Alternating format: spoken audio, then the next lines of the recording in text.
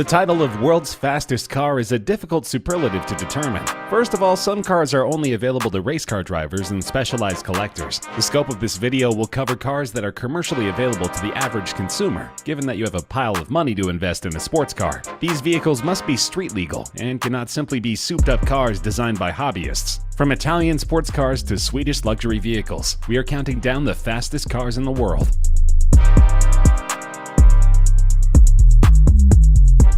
Known as one of the most iconic Italian wedge cars, the Lamborghini Countach was first conceptualized in 1970. The infamous Italian design house Bertone was behind the sleek, futuristic shape and remarkable performance. The Countach made its public debut at the 1971 Geneva Motor Show. The design of the ultra-low two-seater sports car took the world by surprise. Its most captivating parts were, of course, the scissor doors, swinging up and forward. Over the years, these famous doors have become Lamborghini's trademark, right up to the latest Murcielago. But in 1982, Lamborghini opted for a full redesign. The first new Countach was the LP500S. Ferrari had unveiled their Boxer, which was faster than the Countach LP400S, so Lamborghini had to do something. They tried a turbocharged version of the 4.0-liter engine, but because of cooling problems, this project was abandoned at an early stage. Another option was tried out, but in the end, the best thing to do was to increase the displacement up to 4,754 cc by enlarging both the bore and stroke. The resulting LP500S had a top speed of 182 miles per hour, making it one of the fastest cars in the world. Only 321 were produced, and the cars are still highly collectible.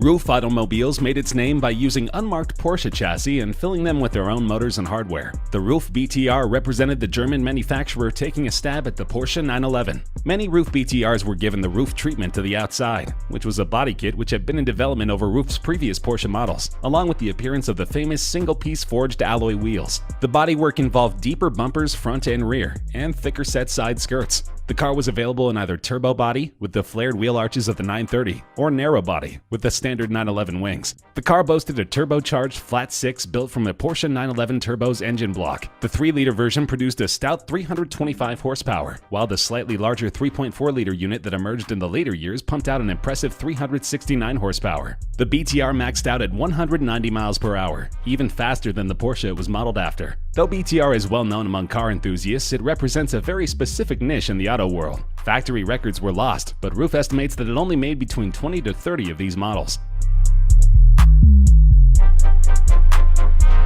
Manufactured by German luxury car brand Porsche from 1986 to 1993, the 959 was a complete game-changer when it was released.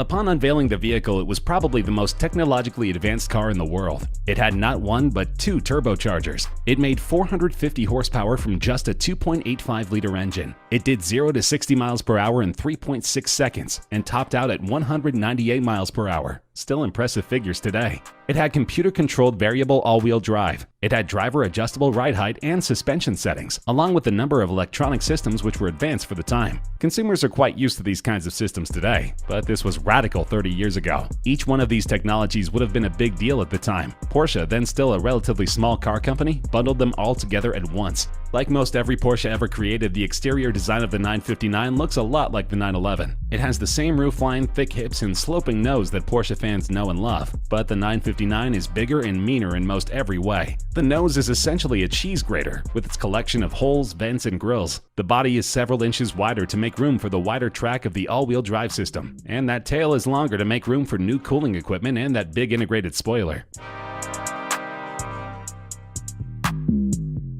We've already explored the Roof model on this countdown. The BTR design was the first car to put them on the map internationally, but the CTR is undoubtedly one of their most classic automobiles. With an integrated roll cage, this was a car that was meant to push the limits of casual motoring to their most extreme. The car maxed out at 213 miles per hour, making it by far one of the fastest commercially available cars at the time. Nicknamed the Yellow Bird for its canary yellow finish, the CTR is a force to be reckoned with. Introduced for the 1987 model year and based on the Porsche 911, the CTR featured an enlarged and highly highly tuned version of Porsche's 3.2-liter flat six-cylinder engine, lightened body panels, upgraded suspension and braking systems, a custom-designed transmission, and several unique trim pieces, such as polyurethane bumpers, and the use of the side-mounted oil filter necessitated by relocating the oil tank forward to clear the intercooler on that side. Alcantara is the upholstery of choice both for its aesthetics and weight-saving properties that, in combination with leather and carbon fiber, give the cockpit a balance between modern and retro design. The seats are made of carbon fiber, and the pedals from aluminum. A three-spoke steering wheel is a further nod to the car's racing pedigree, as are the analog dial type gauges and a green typeface. The first British build on our countdown, the McLaren F1 is a truly unique vehicle. With only 106 produced between 1992 and 1998, it's still a major collector's item. On March 31, 1998, it set the record for the fastest production car in the world at 221 miles per hour. As of April 2009, the McLaren F1 is succeeded by 3 faster cars in sheer top speed, but is still the fastest naturally aspirated production car. The idea was born in the late 1980s, when Gordon Murray, the technical director of McLaren's Formula One, began sketching the F1 as a 3-seat supercar. Appointed as head of McLaren cars in 1991, Murray convinced Ron Dennis to build the vehicle and played a key role in the design of the F1. It was unlike any other supercar launched up to that point. It had a race-inspired design, a 3-seat configuration with the driver's seat in the middle, and a comfortable ride for a vehicle of its kind. It was also the first production car to use a carbon fiber monocoque chassis, and the first to bring high-tech and expensive materials such as titanium, magnesium, Kevlar, and gold under the same roof. The South African designer saw this vision through to completion, and the McLaren F1 is still debatably the most classic car that McLaren has ever produced.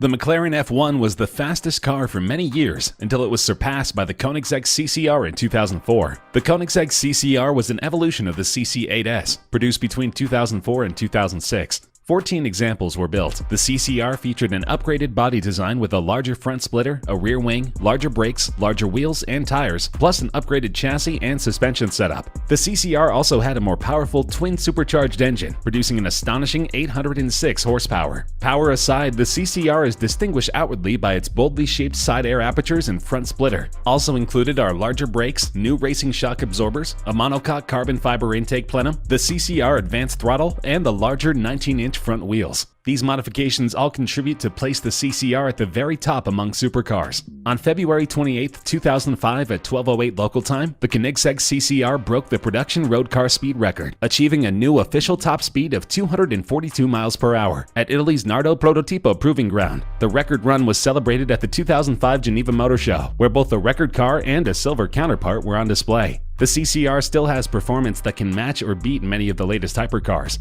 It truly was a car before its time.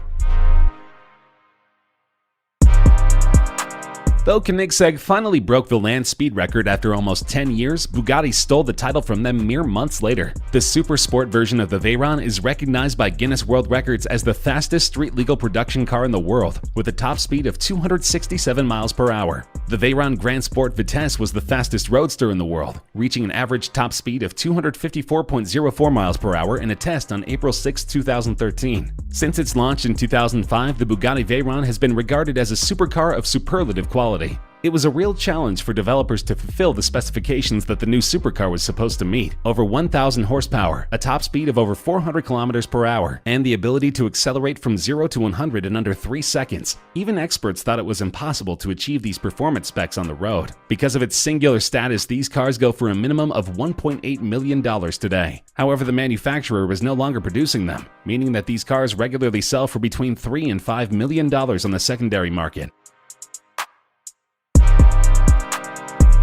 The SSC Ultimate Aero TT is not designed for your average amateur motorist. The vehicle was not sold with electronic driver aids such as anti-lock brakes or traction control, as according to designer Jared Shelby, early design philosophy on the car was to make it a driver's car. I wanted a car that you not only throttle with your right foot, but at times you could steer with your right foot and a sensor. The ultra-high-performance Ultimate Aero Twin Turbo set the new world's fastest production car record in 2007 with an average top speed of 256 miles per hour. The record-breaking production car wasn't the first incarnation of the Ultimate Aero to rock up on the scene. 3 years earlier in 2004, SSC, an acronym of Shelby Supercars, had finally established their prototype supercar, which they called the Ultimate Aero. The car's name, while sounding fairly ridiculous, does give some information about certain elements of the car. The aero part of the name, for instance, was in reference to how the car was designed to be as aerodynamic as possible. And when the record-breaking TT version came along in 2007, the TT indicated the use of twin turbos. In the early prototypes before they turbocharged the car, they had used a single supercharger instead. That's right, there are 2 Bugatti Veyrons in the top 5 fastest cars in the world. Though its top speed at 258 miles per hour is only 5 miles per hour faster than the previous model, it was enough to knock the SSC Ultimate Aero out of the top spot. No vehicle of the 21st century has created such a stir as the Bugatti Veyron, because no vehicle in the 21st century has produced performance figures like the Bugatti Veyron. Like the Ferrari Testarossa and Lamborghini Countach, this car would become a fixture on many a child's bedroom wall, inspiring future generations of automotive enthusiasts and speed freaks. Nearly 6 years would pass as the Veyron went from concept to production, and there must have been tears in the eyes of those who worked on the car when the production version finally appeared at the Tokyo Motor Show in October 2005, where they had achieved what many thought to be impossible. With the 2010 upgrade, Bugatti packed the engine with even more power and allowed customers to customize their vehicles until the model was discontinued in 2015. Rest assured that the Veyron will remain one of the world's most collectible cars for decades to come. Another impressive showing from the Swedish manufacturer. Their 2017 Agera RS is officially the fastest commercially available car in the world. The car maxes out at a mind-boggling 277 miles per hour, obliterating their nearest competition. The engine, as with the previous Agera S, has been optimized for regular pumped gas and now puts out an incredible 1160 brake horsepower on regular unleaded gas. That's an astonishing 232 brake horsepower per liter, with perfect reliability. In early development, the car was filled with a 4.7-liter V8 engine with fixed-vane twin turbochargers, but the engine was replaced with a 5.0-liter twin turbocharged V8 for the production version of the car. But it's not all about the gold flake and horsepower when it comes to the Agera RS. This thing is prepped to be fully compliant with US road regulations, which means you can drive this 1360 horsepower beast from coast to coast if you really wanted to. There are plenty of cabin comforts and driving aids, and the roof can even be stored under the front hood. It's a beautiful and well-appointed